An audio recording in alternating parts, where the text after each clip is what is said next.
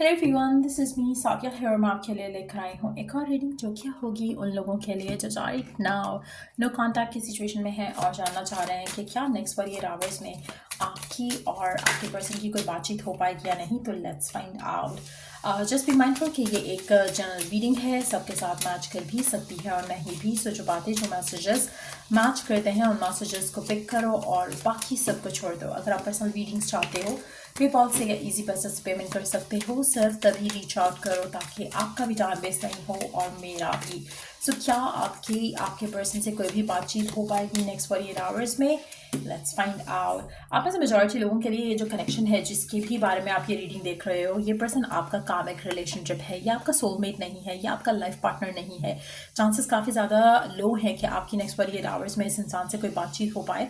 लेकिन यहाँ एक चीज़ मैं कह सकती हूँ कि यहाँ पर आपकी लाइफ में ये पर्सन जो है आपको आपको काफ़ी हद तक लगेगा, कुछ ऐसा होगा नेक्स्ट 48 आवर्स में जिससे आपको एक क्लैरिटी मिलेगी इस पर्सन को लेकर, इसकी करंट रिलेशनशिप सिचुएशन को लेकर, जहाँ पर आपको रियलाइज़ हो जाएगा कि ये पर्सन आपका लाइफ पार्टनर तो नहीं है, ये पर्सन आपका सोलमेट तो नहीं है, बट यस कामिक ज़रूर है। तो कहीं ना कहीं आप अपने आप को बुरा कहोगे कि आपने इस इंसान को टाइम दिया, चांस दिया और इसने हमेशा आपको नेगेटिवली ट्रिगर किया है। सो वो क्लैरिटी, वो अंडरस्टैंडिंग आपको आ जाएगी जिसकी वजह से आपका जो इस इंसान को लेट गो करने का जो एक सिनेरियो डेवलप होगा वो काफ़ी सिग्निफिकेंट रहेगा।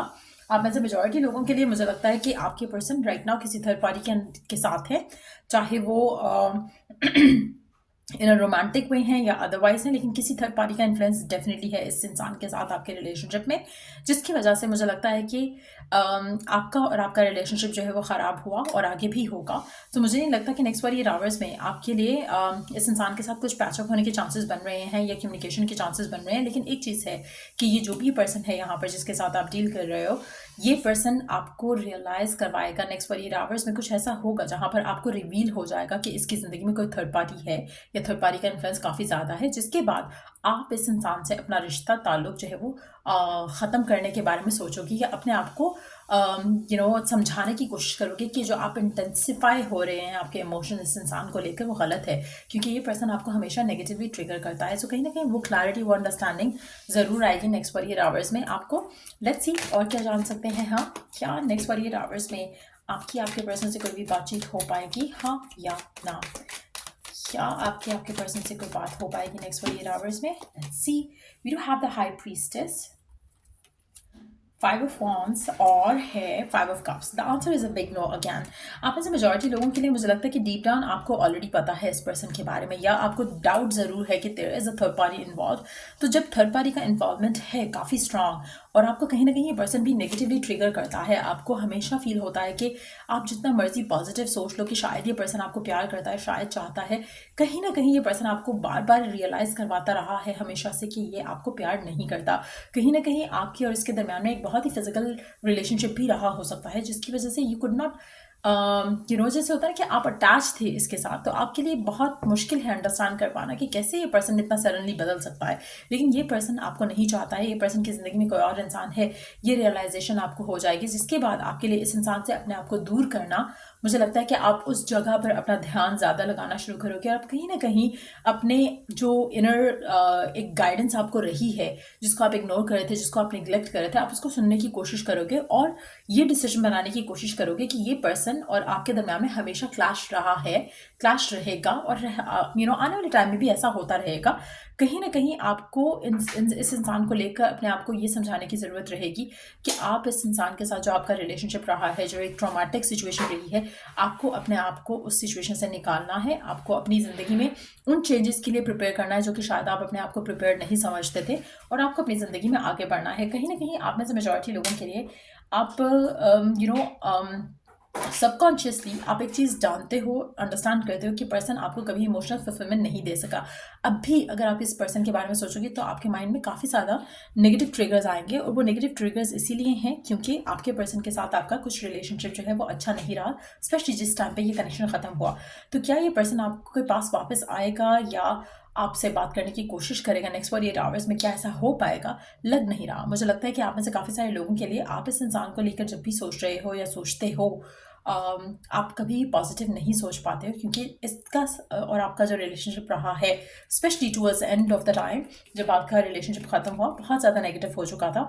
इस वजह से आपके लिए भी एक मैनिफेस्टेशन कर पाना इम्पॉसिबल है करंट सिचुएशन में, करंट माइंडसेट के साथ। तो डेफिनेटली नेक्स्ट 48 आवर्स में मुझे आपका रिश्ता आपके पर्सन के साथ रिकनसाइल होते नहीं दिख रहा, आपकी कम्युनिकेशन होते भी नहीं दिख रही है। लेट्स फाइंड आउट कि गिवन सिचुएशन में आपको क्या करने की ज़रूरत है, गिवन सिचुएशन में आपको क्या समझना चाहिए, क्या करना चाहिए। Let's take some oracle guidance around it. Next 48 hours में आपको क्या समझने की ज़रूरत है अपनी करंट सिचुएशन को लेकर। Let's see. नेक्स्ट 48 आवर्स में आपको क्या समझने की ज़रूरत है अपनी करंट रिलेशनशिप को लेकर।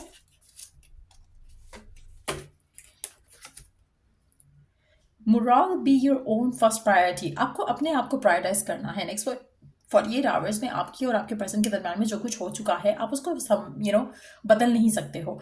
Instead of thinking about this person और इस इंसान को और ज़्यादा पावर देने की बजाय आपको चाहिए कि आप अपने आप को इम्प्रूव करो, अपनी सेल्फ वर्थ के ऊपर काम करो, अपने सेल्फ रिस्पेक्ट को जो है वो वैल्यू करो, और अपने आप को अपने इमोशनल स्टेट को इम्प्रूव करने की कोशिश करो। अपने आप को उन चीज़ों में बिजी करो जिससे आपको टाइम देकर खुशी मिलती है, अच्छा फील होता है।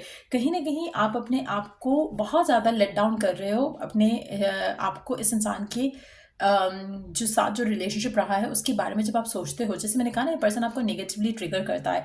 तो जितना ज़्यादा आप इस इंसान के बारे में सोचोगे नेक्स्ट 48 आवर्स में, उतना ज़्यादा आप और लो फील करोगे, लैक भी फील करोगे, लो भी फील करोगे, एक अनवर्दी एनर्जी भी फील करोगे। सो जितना इस इंसान से आप दूर भागोगे उतना आपके लिए ज़्यादा सही रहेगा।